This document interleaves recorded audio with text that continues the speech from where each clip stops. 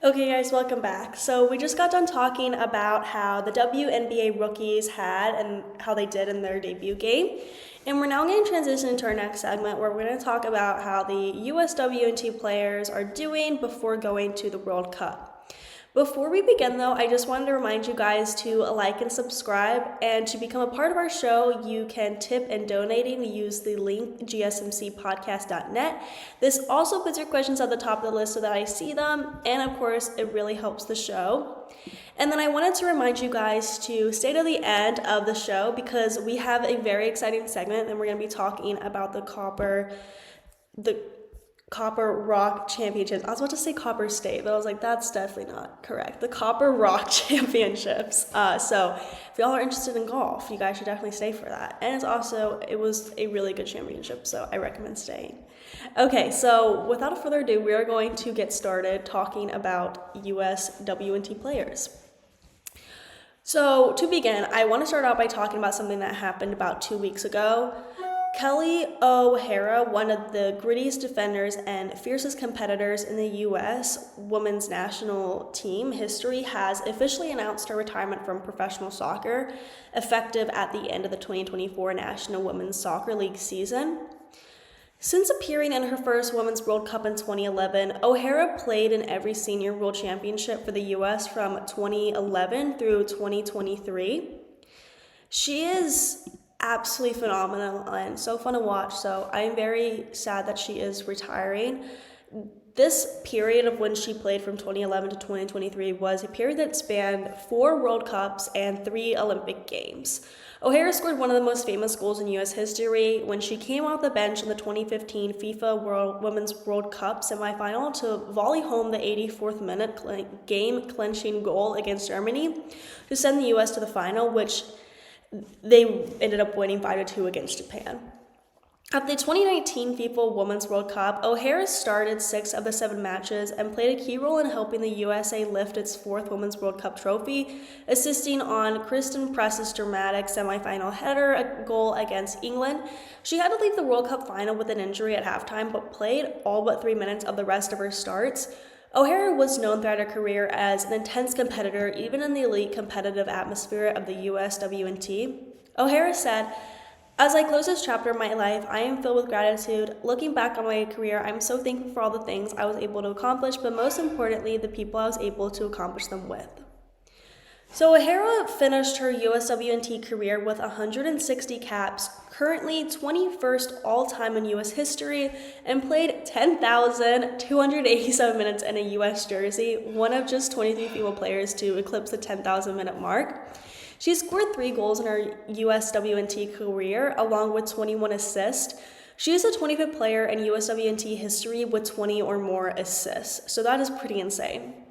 Hampered by injuries during the latter parts of her career, she made the 2023 FIFA Women's World Cup team and saw action in 2 matches, becoming one of just 12 players in USWNT history to take part in 4 Women's World Cups. She captained the USA 4 times during her long 14-year international career. She will obviously be very missed, but it's good to recognize all her accomplishments in professional soccer, and I just wanted to make sure that we do that. So now we're going to talk about how the USWN players did last week. Okay, so last week, USWNT players showcased their talents in a series of thrilling domestic and international matches. The Orlando Pride continued their impressive unbeaten run in the NWSL, extending it to 8 games with victories over North Carolina Courage 4-1 and Racing Louisiana FC 1-0. Zambian international Barbra Banda starred for the Pride with the first half race against the Courage. Meanwhile, the Portland Thorns turned their season around with 3 consecutive victories, including a 3-2 win against Bay FC, fueled by Sophia Smith's dynamic performance that featured 2 goals. In other NWSL action, the Washington Spirit defeated the Chicago Red Stars 4-2, with Trinity Rodman scoring her first goal of the 2024 season and adding an assist. Despite their efforts, the Spirit fell to the Thorns 2-1 as a subsequent match. Seattle Reign FC overcame a numerical disadvantage to snap a 5-game losing streak with a 2-1 win over San Diego Wave FC. Angel City FC's Alyssa Thompson continued her record-setting form, assisting in a 2-1 victory over Utah Royals FC, making her the youngest player in league history to record assists in 3 consecutive matches. New York, Gotham FC secured their first home win of the season with Lynn Williams scoring the decisive goal against North Carolina Courage, making her the leading American scorer in NWSL history. The Chicago Red Stars bounced back from their midweek loss to beat the Bay FC 2-1, remaining unbeaten on the road this season.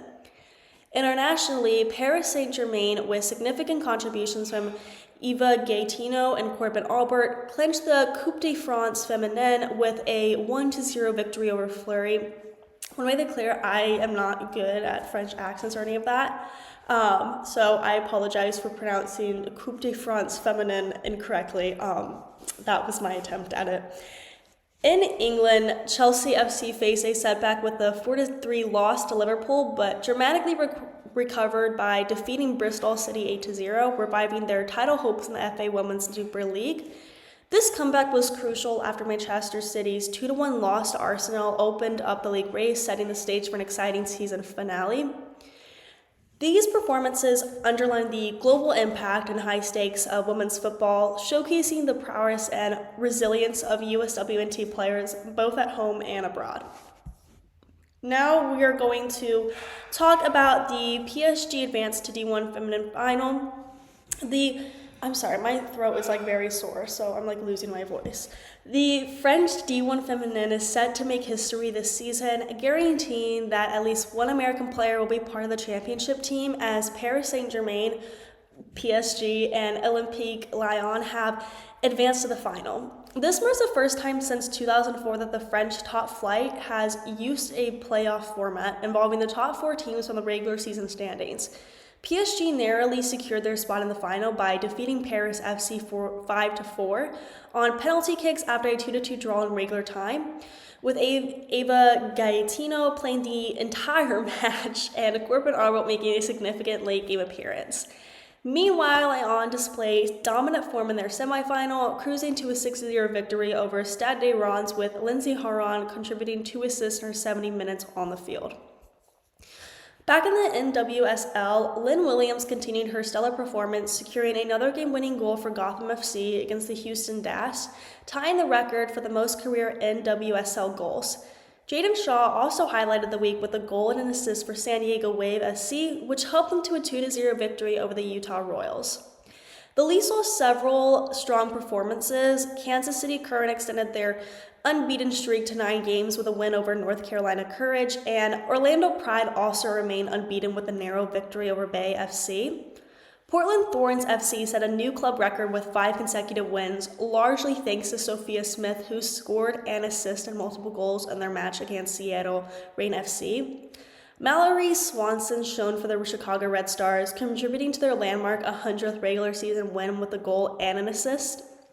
Other notable results included the Washington Spirit's victory over Racing Louisville, featuring pivotal plays by Andy Sullivan and Savannah DeMello, and a draw between Gotham and San Diego, with Jenna Nixwanger earning her first career NWSL assist. The Houston Dash managed to break their winless streak with a last-minute victory over Angel City, though. This weekend's matches promise more exciting action, with detailed broadcast information available for those following the progress of U.S. Women's National Team players. Continuing the roundups of NWSL and international action, this week not only highlighted individual milestones, but also pivotal team performances that are shaping the season. In the NWSL, the Gotham FC continued to leverage their star players, Lynn Williams, whose early goal not only gave Gotham a crucial win over the Houston Dash, but also placed her in the record books alongside Sam Kerr for the most goals in NWSL history. And we also talked about Sam Kerr the other day with having most goals in the Olympics as well. On the West Coast, San Diego Wave FC's Jaden Shaw demonstrated why she's one of the league's rising stars, contributing significantly to their victory over Utah Royals with both a goal and an assist, really showcasing her skills as a versatile forward.